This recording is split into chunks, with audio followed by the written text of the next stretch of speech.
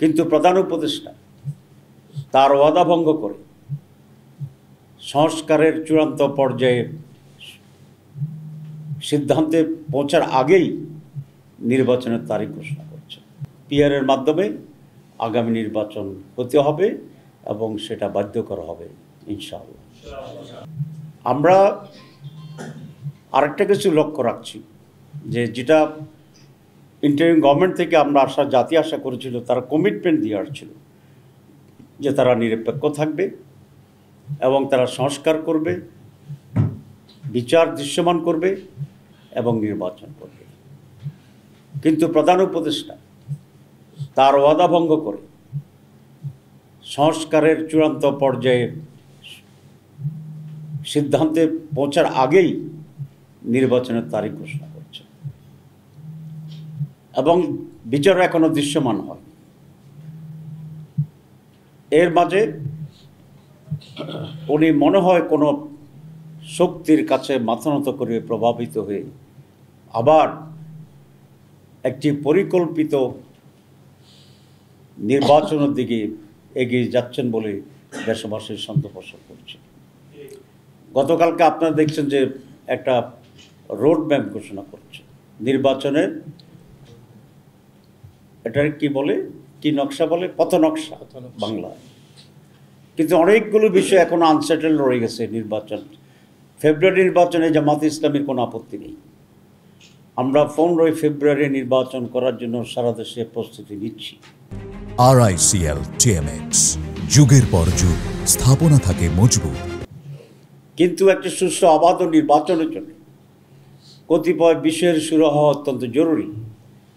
তার মাঝে 1 নম্বর হচ্ছে, আমরা বলেছি জুলাই চার্টার, এটাকে আমরা যেখানে ঐক্যমত পৌঁছেছি সে সমস্ত জায়গায় এটাকে আইনগত ভিত্তি দিতে হবে এবং এর ভিত্তিতেই ফেব্রুয়ারির নির্বাচন হতে হবে। কিন্তু সেগুলো না করেই গতকালের যে পথ নকশা দিয়েছে, আমরা মনে করি এটা এই নির্বাচনের পথ নকশা একটি সুষ্ঠু নির্বাচন ভণ্ডুল করার জন্য একটি নীল নকশা।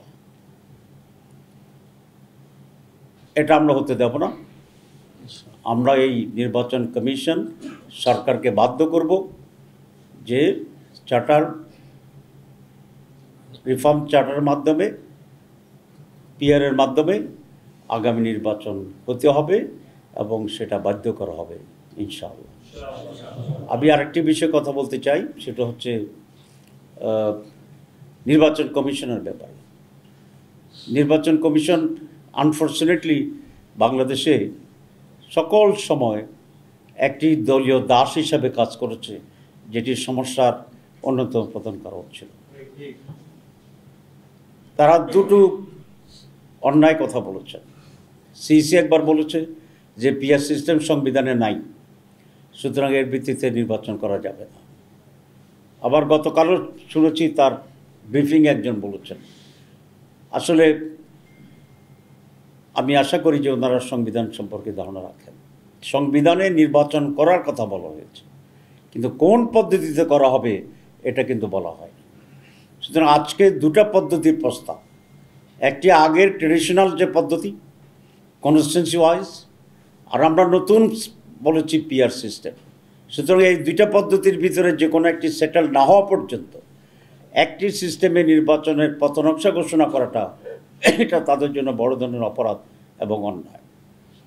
আমি সিইসি সহ যিনি বলেছেন তাদেরকে এটা উইথড্র করার জন্য বলবো এবং দেশবাসীর কাছে ক্ষমা চাওয়ার জন্য বলবো।